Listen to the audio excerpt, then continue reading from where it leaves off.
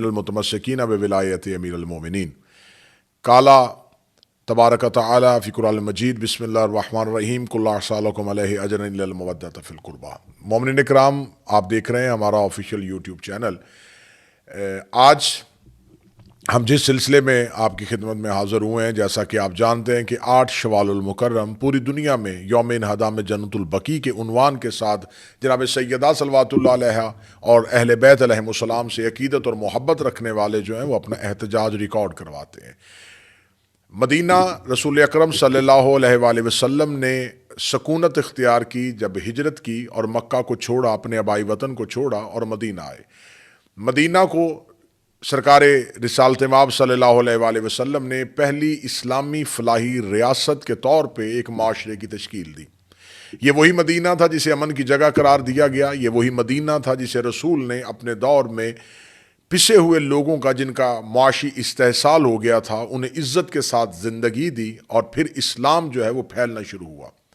یہی مدینہ تو رسول تھا جہاں رسالت مآب صلی اللہ علیہ وآلہ وسلم اپنی اہل بیت، اپنے خانوادہ، اپنے خاندان کے ساتھ زندگی گزار رہے تھے۔ بعد از رسول اہل بیت علیہم السلام پر، رسول کے خانوادہ پر، رسول کے خاندان پر ایک بہت بڑی مصیبت ڈھائی گئی۔ جناب سیدہ صلوات اللہ علیہ کی مظلومیت، امام حسن علیہ السلام کی شہادت، امیر المومنین علیہ السلام کی شہادت، یہ سارے وہ عنوان ہیں جو رسالت مآب صلی اللہ علیہ وآلہ وسلم کی زندگی کے بعد ہمیں دیکھنے کو ملتے ہیں۔ اہل بیت سے محبت کا دعویٰ رکھنے والوں نے اس دعوے کو کھوکھلا کیا، لیکن حقیقت کو جاننے کی کوشش نہیں کی کہ آخر اہل بیت علیہم السلام کے ساتھ امت کی دشمنی کی وجہ کیا تھی، وہ کیا اسباب تھے جس کی وجہ سے رسول سے محبت کا دعویٰ کرنے والوں نے رسول کی اولاد کے ساتھ اپنی محبت کا حق ادا نہیں کیا۔ اسلام تو پھیل گیا، کلمہ تو پڑھ لیا گیا، دین اسلام پر کاربند تو ہو گئے، نماز تو رسول سے سیکھ لی، اللہ کی اطاعت تو کرنی شروع کر دی، لیکن افسوس صد افسوس کہ رسول اکرم صلی اللہ علیہ وآلہ وسلم نے بحکم قرآن جس اہل بیت سے مودت کا حکم دیا تھا، جس قربا سے مودت کا حکم دیا تھا، اس کا حق ادا نہیں ہو سکا۔ یہی وجہ ہے کہ مدینہ تو رسول میں،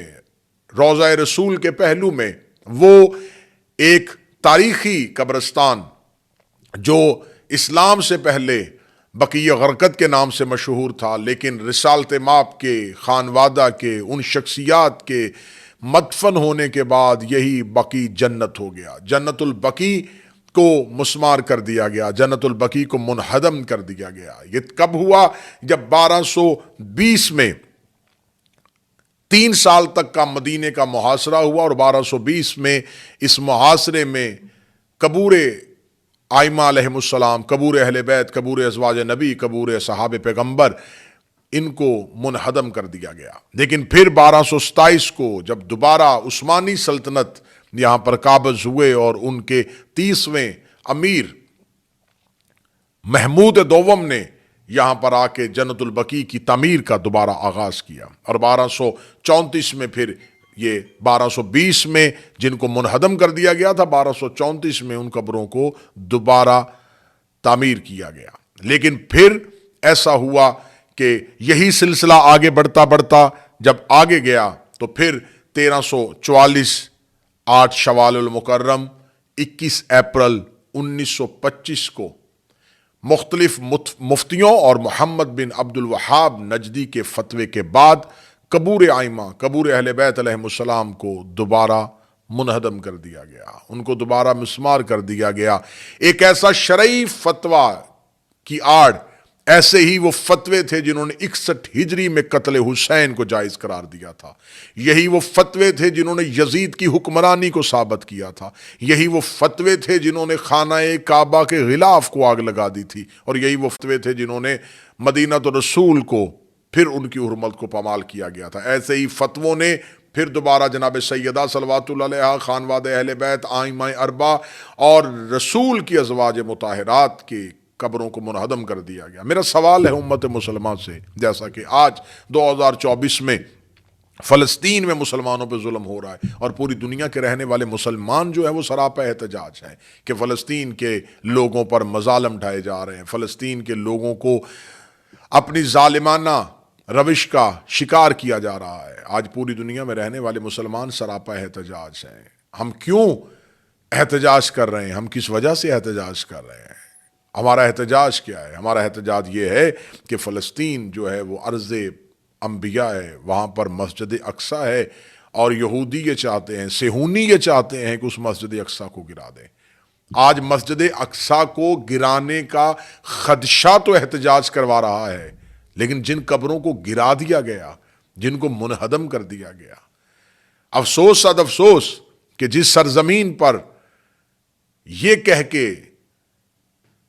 قبور اہل بیت علیہم السلام کو گرایا گیا کہ اسلام میں قبروں پہ عمارت بنانے کی اجازت نہیں ہے، اسی سرزمین پر پھر تاریخ انسانیت نے حالات حاضرہ میں وہ دور بھی دیکھا کہ یہاں پر مندروں کی افتتاح کیے گئے، یہاں پر غیر ملکی مغرب کی رقاصائیں آ کے رقص کی محفلیں سجاتی رہیں، اسی ارض پاک کو، اسی حجاز مقدس کو جہاں سیدہ صلوات اللہ علیہا کا نام لینے کی اجازت نہیں تھی، جہاں اہل بیت کا نام لینے کی اجازت نہیں تھی، وہاں پر دنیا کا کون سا ایسا گھنونا فعل ہے جو وہاں پر نہ ہوا۔ آج ہم سراپا احتجاج ہیں 8 شوال المکرم، اس عنوان کے ساتھ کہ آج ہی کا وہ دن تھا جس دن ایک جھوٹے فتوے کی آڑ لے کر اہل بیت علیہم السلام کے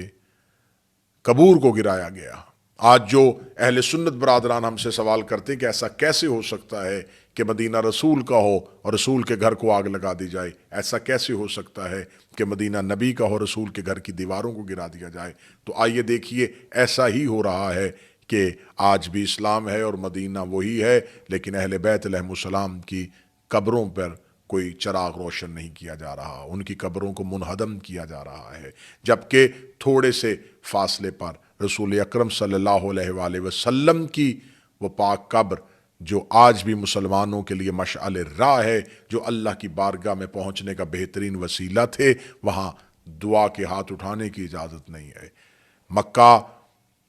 المکرمہ میں ابراہیم علیہ السلام کے قدموں کے نشان تو موجود ہیں، وہ پتھر تو موجود ہے، وہ تمام نشانیاں تو محفوظ رکھی ہوئی ہیں اور وہ رکھی جانی چاہیے، لیکن وہ لوگ، وہ ہستیاں، وہ شخصیات جنہوں نے اسلام کو زندہ کیا تھا، ان کی نشانیوں کو کیوں نہیں زندہ رکھا گیا؟ لہٰذا ہمارا احتجاج ہے، ہمارا سوال ہے امت مسلمان سے کہ آج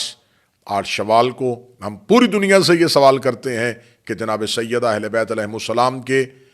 قبور کو جو گرایا گیا اس کی وجہ کیا تھی؟ ان کو دوبارہ تعمیر کیا جائے، جنت البقیع کو دوبارہ تعمیر کیا جائے، روضہ سیدہ کو دوبارہ بنایا جائے، آئمہ کے روضوں کو دوبارہ بنایا جائے، اور صرف وہاں پر شیعوں کے آئمہ کی نہیں، وہاں پر 70,000